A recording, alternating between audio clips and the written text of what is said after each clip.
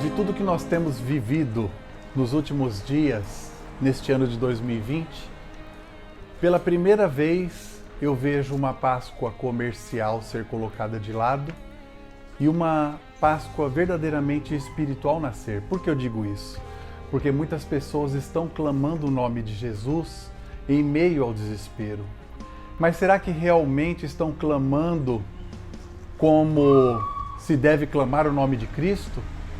Estão realmente buscando Jesus como nós devemos buscar verdadeiramente em espírito e verdade? Por isso, hoje a palavra vai nos trazer uma reflexão acerca do que nós pensamos nesta sexta-feira da paixão, acerca do sacrifício de Jesus para as nossas vidas, o que ele realmente trouxe para nós. Então quero trazer uma palavra em Lucas, capítulo 23, versículo 4.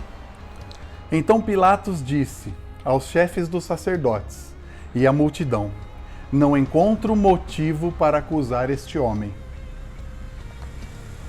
Neste exato momento, os religiosos entregam Jesus a Pilatos. E isso fica marcado pelos instantes finais do julgamento de Jesus até sua crucificação. Pilatos, ele não estava convencido da culpa de Jesus. Para Pilatos, Jesus era inocente. Mas, pela pressão dos religiosos, ele não quis colocar o seu convencimento em pauta. Então o que ele faz? Ele manda Jesus, ele encaminha Jesus a Herodes. Herodes, um zombeteiro, simplesmente ele conhece Jesus, tinha curiosidade para saber quem era Jesus. Ele pega Jesus e começa a fazer vários questionamentos a Cristo. Mas em nenhum momento Jesus respondeu a ele. Então ele não viu aquilo que ele queria, porque ele ouviu falar dos milagres. Então ele veste Jesus com vestes reais, junto com seus soldados, para zombarem de Cristo, e devolve Jesus para Pilatos. Então Pilatos, o que ele faz? Ele simplesmente lava suas mãos. E dentro deste contexto, a esposa de Pilatos, ela teve uma revelação em sonho. E aí ela fala que sonhou a noite toda com ele com muito sofrimento. Mas o que acontece? Ela não tinha uma voz ativa. Então Pilatos simplesmente ele cumpre a vontade daquele povo, daqueles religiosos ali que queriam crucificar Jesus. Estas quatro figuras, as quatro figuras que nós comentamos aqui, Pilatos, Herodes, a esposa de Pilatos e religiosos, eles tinham o seu convencimento e o seu conceito com relação a Cristo.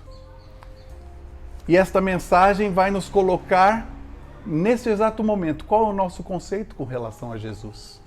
Sabe por quê? Pilatos, simplesmente ele era convencido da inocência de Jesus, mas em nenhum momento ele quis colocar esta verdade em ação. Ele não quis colocar essa verdade para as pessoas: eu não vou condenar Jesus. Por quê? Porque ele não queria abrir mão da sua vida.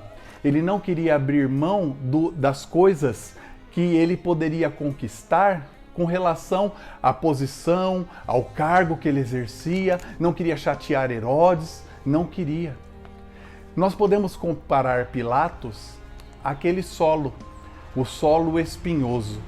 É aquele em que o semeador joga a sua semente e ali quando começa, o solo é propício para germinar a semente. Só que quando a semente brota, os espinhos sufocam. E é isso que Pilatos fez.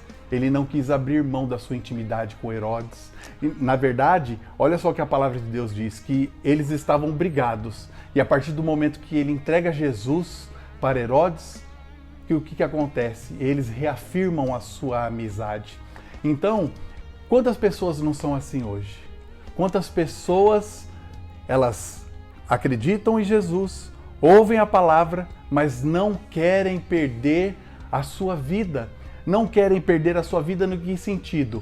Abandonar o pecado, abandonar determinadas coisas que trazem uma mazela para a sua vida. Então, elas preferem as coisas do mundo, as coisas da sociedade, uma posição social, elas preferem algo que está relacionado às coisas do mundo. Por quê? Porque Jesus ele traz uma transformação e aí ele promove o quê? Uma mudança. Então, determinadas coisas nós acabamos não fazendo mais. Determinadas coisas nós temos que deixar para trás. E Pilatos não. Pilatos ele absorveu isso e preferiu se posicionar desfavoravelmente a Jesus. Mesmo lavando as mãos, ele tinha o poder de dizer não, mas ele não fez. Assim como Herodes. Herodes ele era, na verdade, uma pessoa que nós podemos considerar como aquele solo na parábola do semeador à beira do caminho. Por quê? Não vai germinar. Em nenhuma hipótese vai germinar. O semeador vem, lança as suas sementes e o que acontece? Simplesmente as sementes vão se estragar pela ação do tempo ou vão virar comida dos animais. Por quê? Porque Herodes ele estava distraído com a sua avareza, com a sua soberba, com a sua ignorância. Por quê? Porque para Herodes seguir Jesus, o Galileu, era o mesmo que não ser um intelectual, porque intelectuais não servem a Jesus. Intelectuais pensam e intelectuais não podem se subjugar a um homem que mostrou a simplicidade, a um homem que mostrou o amor, não podem. E assim hoje é assim na nossa vida atual, cotidiana, continua sendo assim. Então, Herodes ele estava preso a essas coisas, a esses pecados capitais, a soberba. Então, ele jamais iria entender isso, porque é ilógico para uma pessoa como Herodes aceitar os ensinamentos de Jesus. Assim como a esposa de Pilatos. A esposa de Pilatos, infelizmente, ela não tinha voz ativa. Ela recebeu uma revelação em sonho. Ela tinha consciência do quê? Que Jesus ele era inocente.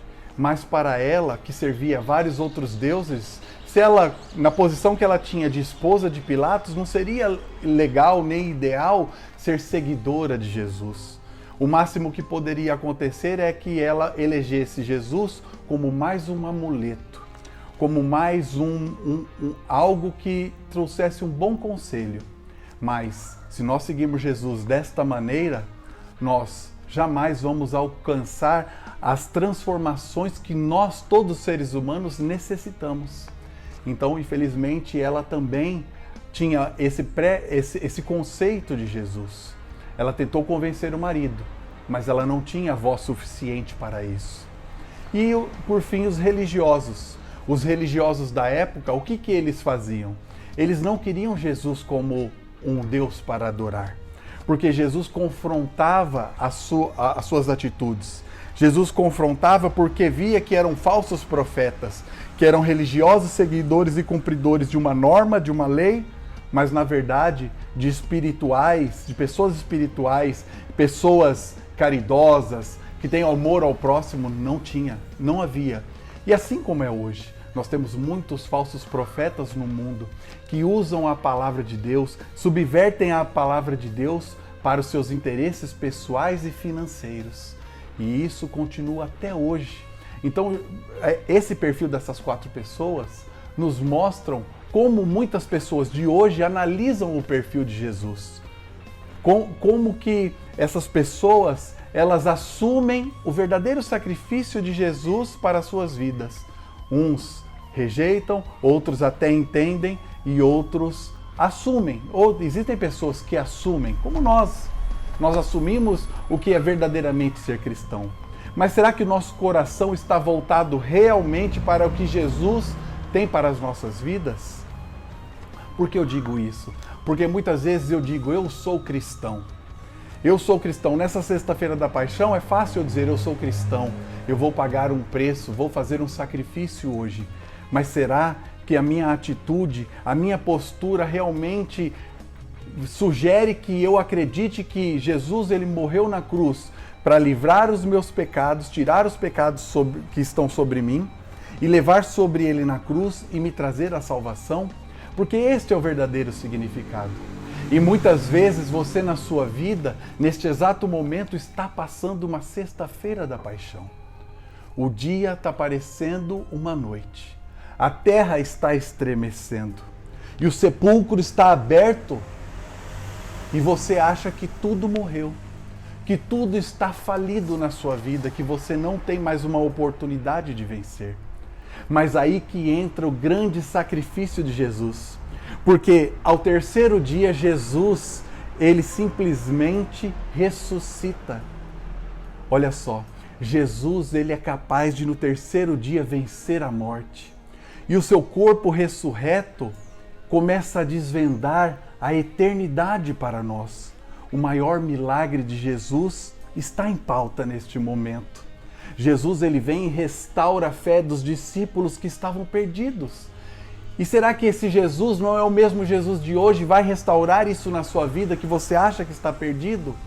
Chegou a sexta-feira da paixão, mas muitas vezes nós nos esquecemos do domingo de Páscoa, daquele corpo ressurreto ali que vem e desvenda a eternidade e mostra e revela para nós como é a nossa vida temporária, que o nosso corpo realmente vai sofrer as mazelas da carne, vai sofrer dores, vai sofrer a ausência por contas de sentimentos, a tristeza, a angústia, e vai desfalecer em algum momento, vai perecer.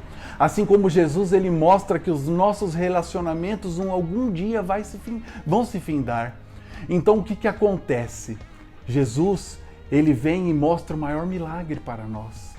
E qual é a nossa postura diante de tudo isso? Será que nós realmente acreditamos que Jesus, ele é o verbo que se fez carne?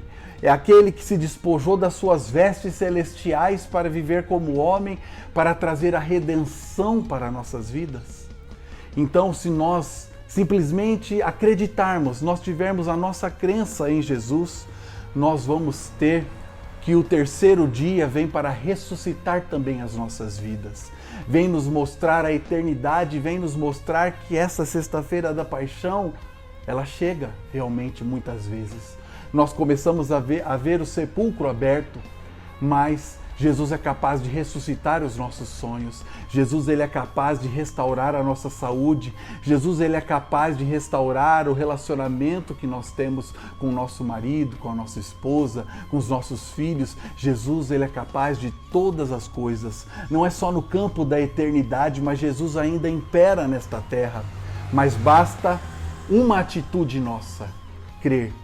Creia, nós temos que crer que Ele é o caminho, a verdade e a vida. E se nós quisermos chegar até Deus, é através dEle. Não existe substituto. Então, por isso, que nesta sexta-feira da paixão, nós venhamos trazer a memória daquilo que nos faz ressuscitar junto com Cristo. Isso é o mais importante. Não importa como você esteja nesse exato momento, importa como você vai se posicionar acreditando, se posicionar com fé e olhando para o milagre da cruz. Ou você vai continuar se posicionando como Pilatos, Herodes, a mulher de Pilatos ou os religiosos da época. Você escolhe. Eu já escolhi e acho importante que nós tenhamos como cristão esse posicionamento. Não podemos ter vergonha achando que os intelectuais vão rir de nós. Não me importa, porque no campo da fé é você e Deus. Não importa as pessoas. Então, se você tiver este posicionamento na sua vida, pode ter certeza que você vai comemorar no domingo de Páscoa. Assim como os discípulos que andaram com Jesus, viram tudo aquilo que Jesus promoveu na terra, escutaram a palavra, aplicaram também a palavra, mas eles ficaram enfraquecidos na sua fé. Mas ao terceiro dia, ele ressuscitou e junto ressuscitou a esperança de todos aqueles que andavam com ele e criam nele. Então, que esta Páscoa, que esta sexta-feira da paixão seja um momento de reflexão, um momento em que você vai trazer a existência, a ressurreição daquilo que você acha que está morto na sua vida. E que Jesus te abençoe. Amém.